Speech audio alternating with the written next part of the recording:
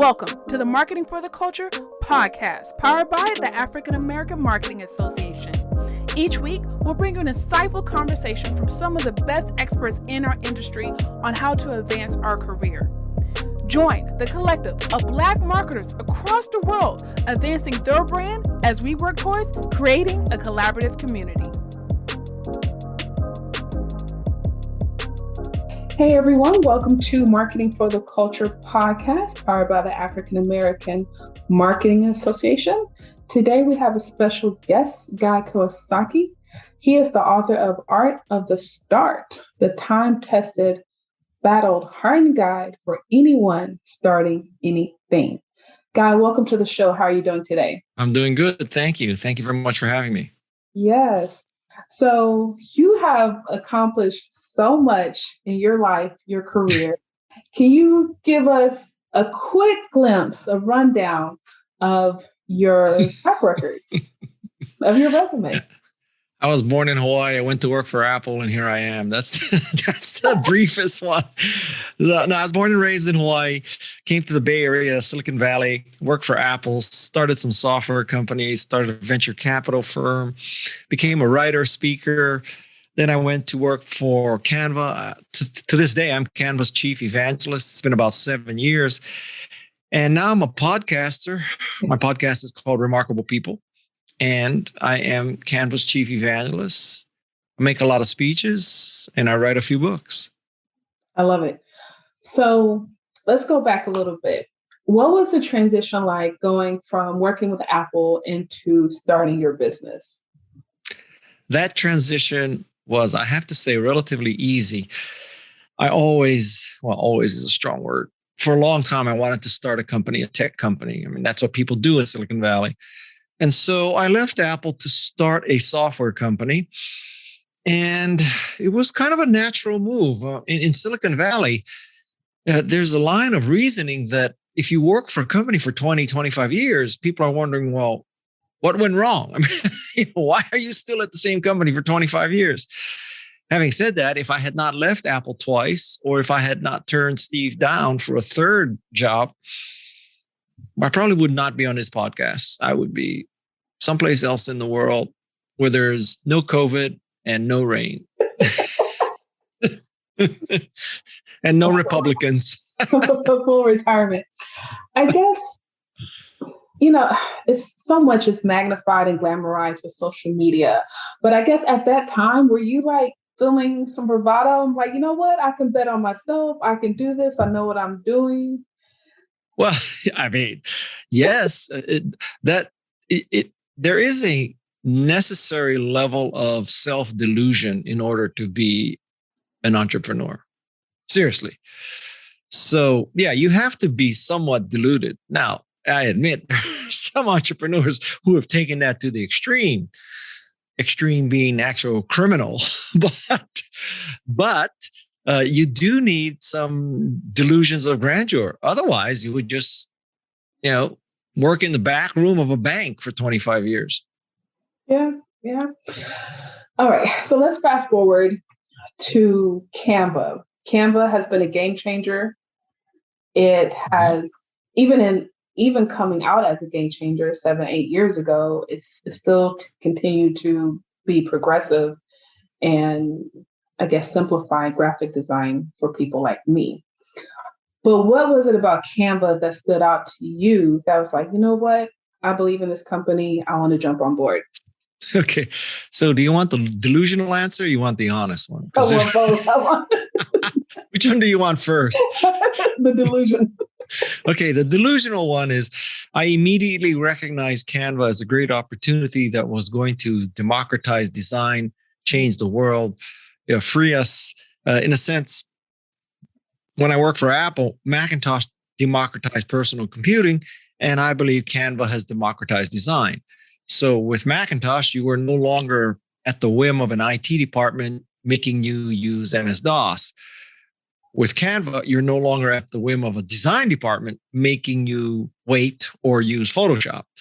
And so that was kind of that's the delusional guy. You're so smart. You saw it. You picked it out of the hoi polloi, great unwashed masses of companies because you're so freaking smart guy. Yeah, that's the delusional one. Now you want the honest one? Yeah. The honest one is that I continue to work with a woman named Peg Fitzpatrick, and she does much of my social media posts. And back then, this is 7 years ago, we had the theory that every post to Twitter required either video or a graphic. And so the question is, how do you make graphics? And let's just say that back then, getting a graphic and sizing it and increasing the contrast and adjusting the color and all that kind of stuff, it wasn't exactly a one-step process. So she discovered Canva and started using it to make photos for my tweets. And Canva noticed that I was using Canva. So they reached out to me via a tweet. Miracle upon miracle. Thank you, God. I noticed that tweet because noticing an at mention is not a trivial task. So I happened to notice it. I happened to respond. They happened to respond. And I said to Peg, is Canva what we use to make graphics? And she said, yes. I said, do you like it? She said, yes. I said, do you think I should help them? And she said, yes. And that's why I helped Canva. Okay. I love the delusional. So basically, I'm telling you, behind every successful man is an amazing and amazed woman. Yes, I love it. Okay, I love the delusional answer because with that, it shows the theme and trend you have in business, right? And that's about locking in on that unique, I'll just say USP, right? That unique selling proposition. Yeah. And as marketers, we have to learn that. We have to know that because now every industry needs marketing. Every industry is competitive. So what's going to set you apart? Right. So how do you think that's an innate skill or that's something that can be learned? I repeat myself. You want the delusional answer? You want the honest answer? The delusional answers first. Well, the delusional answer is because of my raw intellect and great taste and insight and vision, I can pick out winners. Mm-hmm. Okay. That's, whenever you ask a venture capitalist, well, why'd you invest in Canva? Why'd you invest in Apple? Why'd you invest in Cisco? Why'd you invest in Pinterest, Instagram, Facebook, or Google? The venture capitalist will say, well, I recognize a world-class opportunity with a world-class team, with a world-class business model, with world-class technology. And if you were to say that same venture capitalist, well, why'd you invest in the other 19 companies that burned $500 million? The venture capitalist would say, I told my dumbass partners not to do those deals. Yeah. That's how it works. Okay. So the delusional answer is that I can pick winners. The honest answer is it's called Guy's Golden Touch. And Guy's Golden Touch is not that whatever I touch turns to gold. Guy's Golden Touch is whatever is gold I touch. And so marketing 101 lesson for all entrepreneurs is it is much easier to market something great than a piece of shit. So if you have a choice, don't market shit. Don't produce shit. Don't create shit. Don't align yourself with shit. Now, you might ask, well, how do you know whether it's shit or great? And a lot of that is luck and hindsight, baby. Because it's a fine line sometimes. Yeah, I mean, I'm in Houston, Texas, and we have waste management. I mean, that's the thing. Like, we have oil and gas, energy, manufacturing. Those companies need marketers, and that's not sexy compared to Apple, Dropbox, a marketing agency. Wait. You got Enron. Well, yeah, crash and burn. Seriously. Enron, which is the Theranos of its day, Enron was a smoking hot company. I mean, Tom Peters was all over that company in search of excellence, revolutionizing, democratizing, innovating the energy business. Oops. So, seriously, the way it works is, at least in Silicon Valley, we throw a lot of crap up against the wall. Some of it sticks. We go up to the wall, we paint the bullseye around it, and then we declare victory. We say we hit the bullseye. Well, you can always hit the bullseye if you paint the bullseye after you see what sticks. Trust me, it's it's a high probability of success if you can change the target after you fire the shot. So life is good. And that's Silicon Valley in a nutshell. How's Change the target after the shot. Okay. So we're going into a new year, 2022 is here. So everyone, I want to level up. How do we change the target? How do we reboot our brain, to have the quote unquote vision? Listen, if it were that easy for me to explain, first of all, I wouldn't tell you. But let's suppose you caught me in a weak moment. I decided to tell you. I don't think it can be done. And if any guru or visionary tells you they can, they're lying. They're pathologically lying. So what I would say, it's all about sort of probability. So what is the richest vein? And I'm not saying this is a guaranteed vein. I'm saying this is the richest vein. So I think that the richest vein for tech is you create or affiliate or find a company with a product that you love to use. So at the extreme, 2 guys, 2 gals in a garage, they create a product that they want to use. Steve and Woz create an Apple One. They want to use it. All right. Larry and Sergey create a search engine that they want to use. Now, I don't think that in these cases of great tech companies, there was some kind of massive market research that proved the burgeoning market and the potential of this product. I mean, what was the market forecast for personal computers in 1976? Oh, maybe 0. So it's not a proven market. And a lot of products create markets that were not there. So you can't forecast a market that isn't there until the product creates it. So I guess I'm coming back to a lot of it is just dumb shit luck. Or the flip side of dumb shit luck is you create a product that you want to use and you hope that you're not the only psychopath that wants to use it. And I would say that describes Apple. That, it wasn't just Woz who wanted to use a computer. Yeah. And then we soon find that everyone or every household needs a computer. At least one. Yeah. Yeah.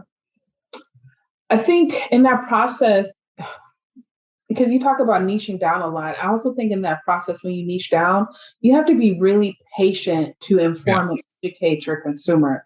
And I know it's gotten easier because of the internet, but there's still some leeway. We have to be patient. And I don't think most people are because of the internet, AKA social media. Well, I think that statistically, people quit or pivot or change too fast. Guilty. Yeah. Now, look at me. I quit Apple twice. The first time I quit Apple, do you think I had any idea that Apple could be $1 trillion company? Because obviously, if I did, I would really be a dumbass to quit, right? So obviously I didn't because I'm not a dumbass. So not at that level anyway. So a lot of it is being in the right place at the right time. A lot of it is, you hit the lottery, being born in Silicon Valley, being born to parents who afforded an education, who emphasized an education. It's nothing to do with my grit and my perseverance. I don't mean to say that, luck is a strategy I'm not saying you should be lazy and fat and dumb and, all that kind of stuff, but I am saying that a lot of our success is just pure luck, and we should never underestimate the role of luck. Now, having said that, if luck bestows upon you an opportunity, then it's your problem to take advantage of it. Mm. So, it's not purely luck, but luck is the start. Yeah. How important is networking?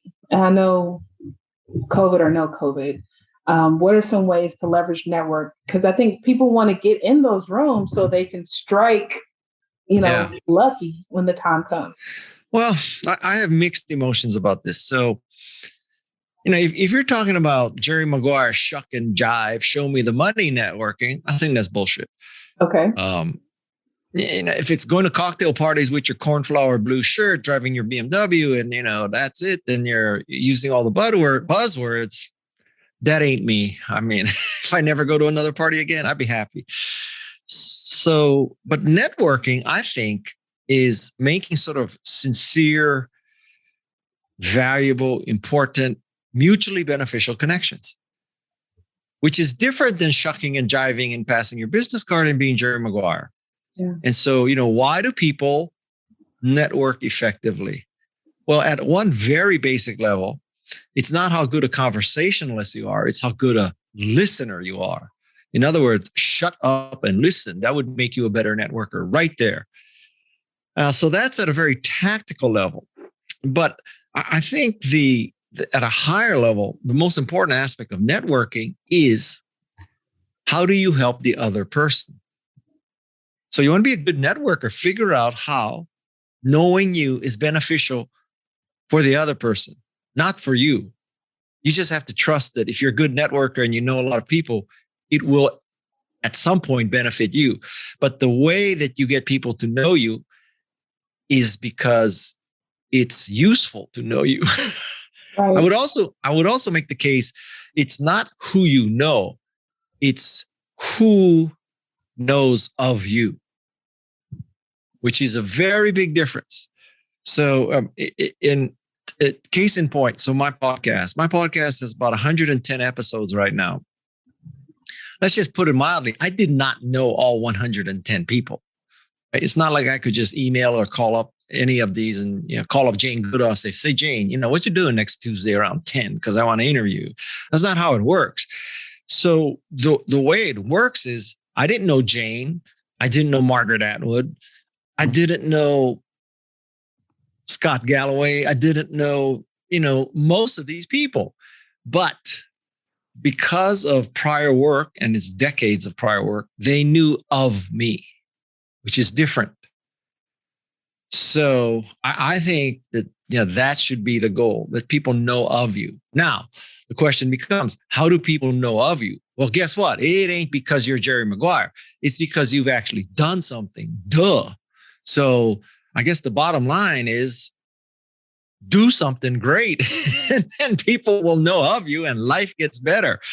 But just because you're going to the cocktail party in your BMW with your cornflower blue shirt with your pierced ear, that doesn't mean, or pierced nose, or pierced anything, that doesn't mean you're a good networker. So a networker brings value to the other person. That's real. I think it kind of gets, I'm thinking about the high value, high unique this thing. But I think we are in this state of instant gratification. We kind of forget, right? Or we want to be attached to someone's name. And we somehow, I'm like, well, I just want to be attached to Guy. And I forget all about the skill sets, resources. I forget how I can help you.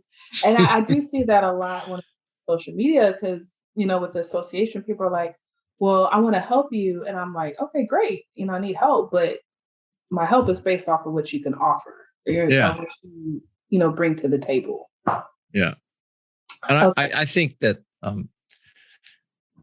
I must admit, in a rare moment of true transparency, I kind of have a default to yes attitude, right? So now you asked me out of the blue to come on your podcast and I defaulted to yes, right? I said yes. I didn't ask you for your demographics. I didn't ask you to prove. I didn't ask you to fill an application. I didn't ask you for anything. I said, okay, let's do it. So that's a default to yes attitude. And that's because I believe that by defaulting to yes, many more opportunities come to you. So, you can go through life in one of two ways. You can say, I am never going to be taken advantage of. So I'm going to say no to everything. All right. At the end of your life, nobody used you. Or you can say yes to everything and you'll get used along the way, but you'll also make some amazing connections along the way. Now, let's just be transparent because just in case who's listening to this, on a daily basis, I probably get 10 or 15 pitches Will you look at my business plan? Will you come on my podcast? Can I interview you for my PhD dissertation? My high school teacher assigned, you have to talk to an entrepreneur. So I picked you out because what? And I can't tell you that I say yes to all of those, because if I say yes to all of those, I literally will not have a life. So now you might be wondering, you might want to take this out when you edit this, but so you might be wondering like, okay, guys, so why did you say yes? I was one of 15 that day. And you know why? It's because you represent Black entrepreneurs. And I believe that I have a moral obligation to help people. And if there's any group of people that I would love to help, it's minority entrepreneurs. Yeah.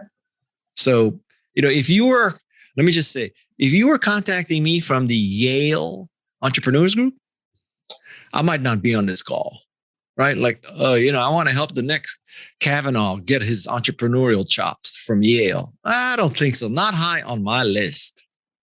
Yeah. So what do you think about diversity in marketing? Right now, there's so much emphasis. I say inclusive marketing, multicultural marketing. It seems to me that at a very basic level, you got to be really stupid to not want diversity and multicultural marketing or people, right? Because this is what I don't understand about the Republican Party. But maybe we should not go there. But, I'm 67 years old. I could give a shit. All right. So, it seems to me that you got to wake up and smell the roses. You got to say, all right, so America is getting less and less pure white, more and more brown, black, and yellow. All right. So, and that trend ain't gonna reverse itself. I don't care how many flags you burn. I don't care, how many times you attack the Capitol. I don't care about it. Ain't gonna reverse. So the trend ain't your friend. So since the trend ain't your friend, maybe you should adjust to it. Okay. Not be known as the racist party. That might help you in the future. Duh. So, it's that kind of thing. So now that we're talking politics here, but in business, the trend is not for decision makers to be white, male, old people. Duh. So maybe you should adjust your marketing to take advantage of these trends. Duh. So this is what I don't understand about many people's marketing. Yeah. So I have my presentation called Knowing How Diversity Drives Revenue. Mm-hmm. And I end it saying, if you don't have an inclusive marketing strategy, you don't have a growth marketing strategy. Yeah. And to me, that's just the simplest way to put it, the way America's demographics are changing. Well, only a few people are lusting after buying an Oldsmobile. I hate to tell you. You know what I'm saying? Okay. So I want to touch on one or two more things real quick. Right. I guess we'll keep it general. What tips can you provide when it comes to hiring and building a team? Well, I think the most important tip, well, there's two. One is diversity. Duh. Because if your entire team is Ivy League educated male white, guess what? You don't exactly represent the real world. You have no idea what the real world wants, et cetera, et cetera. So you're just like totally blind from several angles. That's number one. Number two is it should be a source of pride that you always hire people who are better than you at this job. What a concept, right? So if you're the CEO and you hire a CFO that is not as good as you in finance, and you hire a CTO who's not as good as you in tech, and you hire a CMO who's not as good as you in marketing. So basically, you're the king or the queen and everybody else is below you.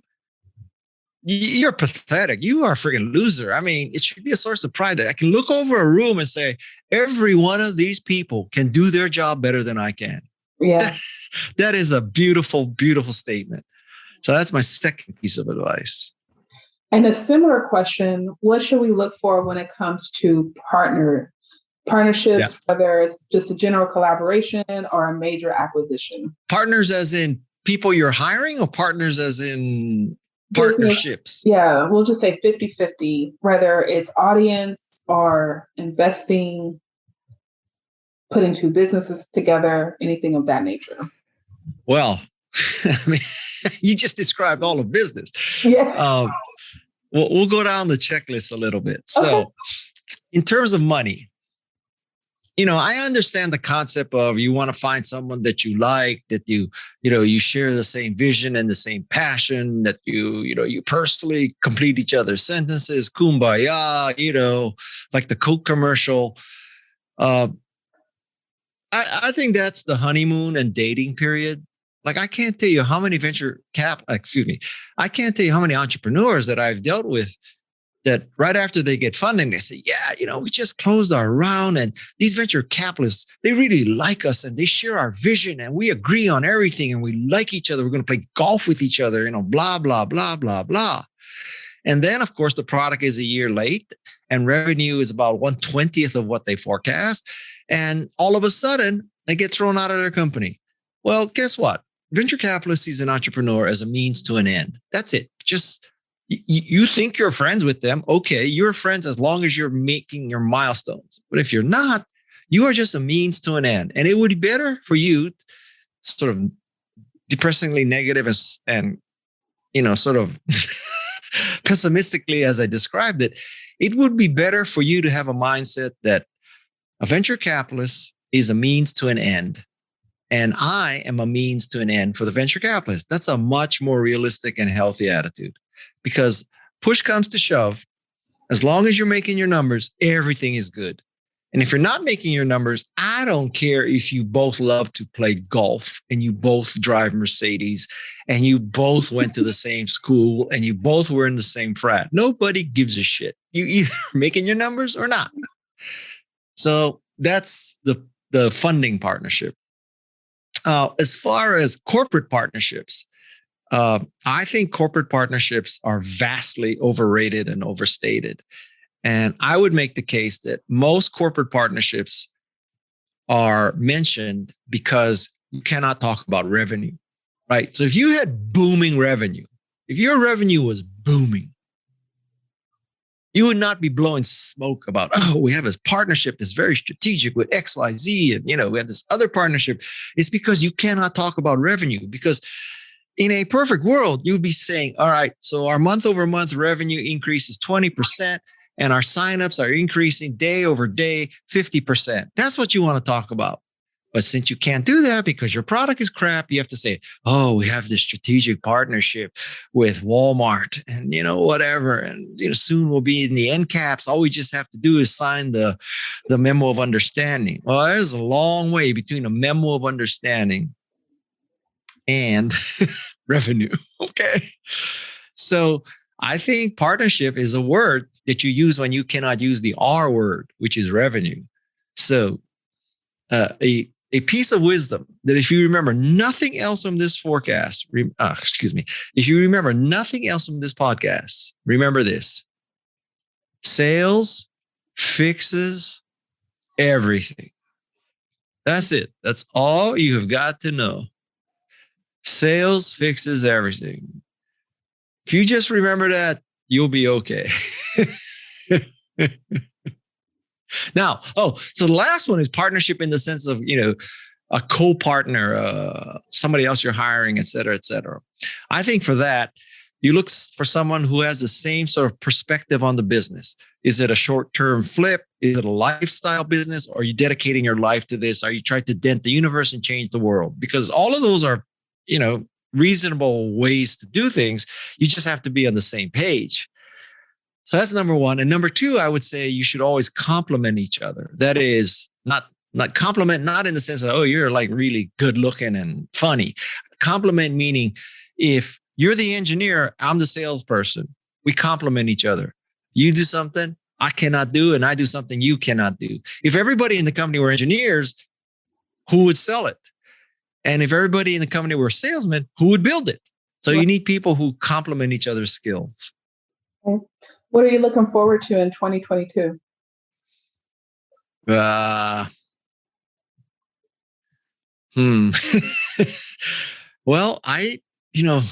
knock on wood. What am I looking forward to? That is a good question. I like to surf, so spring surfing is a very good time. I just, I just love podcasting. So I just love to continue the podcast journey. It would be nice if a miracle occurred and people finally figured out that you should get vaccinated and mask up, that wouldn't be bad. I don't know if I'm optimistic or pessimistic, but if 2 years ago, seriously, if you had said to me 2 years ago, 800,000 Americans are going to die because of something, I would have said, no way. It's not possible. That is, that's 30 times the people who die from gunshots. It's, I don't know, 15 times the people who die from flu. I'm making some of these numbers up, but I think it's about 15 times the number of people who died in the Vietnam War. It's more people than died in World War II. Yeah, there's some of these parallels, right?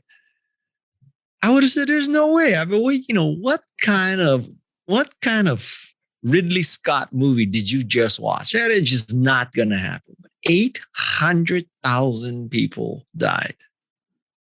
How is that possible for the richest, highly educated, wealthy, et cetera, country in the world? How is that possible? So it would sure be nice if we wake up. Now, it may be that, I don't know, a lot of these people were older, they were compromised, they were nursing homes and all that. So, okay, a life is a life.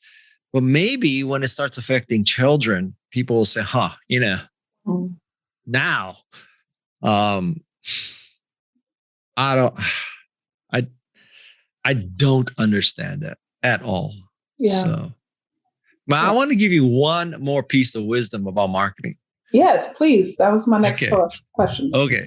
So I'm going to boil down all of marketing into the next couple minutes. Okay. So you have to make a graph. And on this graph, the vertical axis measures your degree of differentiation or difference. The horizontal axis measures the degree of value. So if you're at the bottom left, you have little differentiation and little value. That's like the 0 point, right? If you're far out on the right, you have a lot of value, but you're not differentiated. There, you have to compete on price because people can get the same useful thing from other companies. In the upper left-hand corner, that's where you have something that's very different, but of no value. In that corner, you own a market that doesn't exist and you're just plain stupid. The bottom left corner is where you have something that's not valuable and there's a lot of other companies creating the same stupid thing. That's the worst corner of all. The corner you want to be in marketing is the upper right-hand corner. This is where you have something that's valuable and unique. iPod, when it first came out, valuable and unique, user interface that a mortal could operate, wide selection of music, legal, easy to install, cheap, 99 cents a song. There was nothing else like the iPod. And those features were valuable. So from a marketing perspective, that's your goal. You want to create or affiliate or position a product that is useful and unique. That's where the action is. Now, I would also say that this applies to people. So if you're a unique and valuable person, guess what? You get a lot of options. They take care of you. They let you work from home, blah, blah, blah.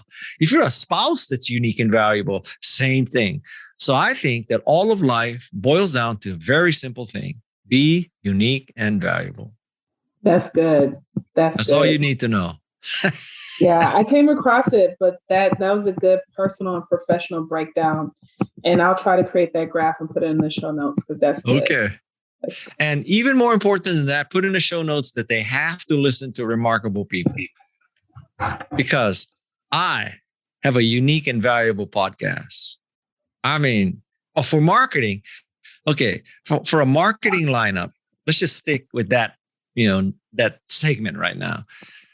If I were a marketer, why would I listen to Guy's podcast? Well, because there's Bob Cialdini on it, the father of influence. Mm-hmm. There's David Ocker, the father of branding. There is Angela Duckworth, the mother of grit. Mm-hmm. There is Katie Milkman, the next Bob Cialdini. There is Gary Vaynerchuk, influencer. iJustine. There is Tim Ferriss. can I keep going? I mean, so from just a marketing perspective, there's a lot of episodes to listen to. Now, from an entrepreneur's perspective, I have Martha Stewart, Ariana Huffington. I have the woman who started Poopery, Susie Batiz. I have a woman named Susan Fry who sells more pumpkins than anybody in the United States. So I have the person who started Madison Reed, the hair dye company. I have the woman who started Hint, the water company, flavored water company. Steve Wozniak, you may have heard of him. He started Apple, small fruit company in Cupertino. So I'm telling you, I have a great podcast for people who are interested in entrepreneurship and marketing. I love it. Well, we'll definitely promote that. The link as well as the graphics in our show notes and social media. I am grateful. I am grateful. So we're mutually grateful. So, yeah. So. All right, everyone. Thank you for listening to Marketing for the Culture podcast. Remember, I believe in you.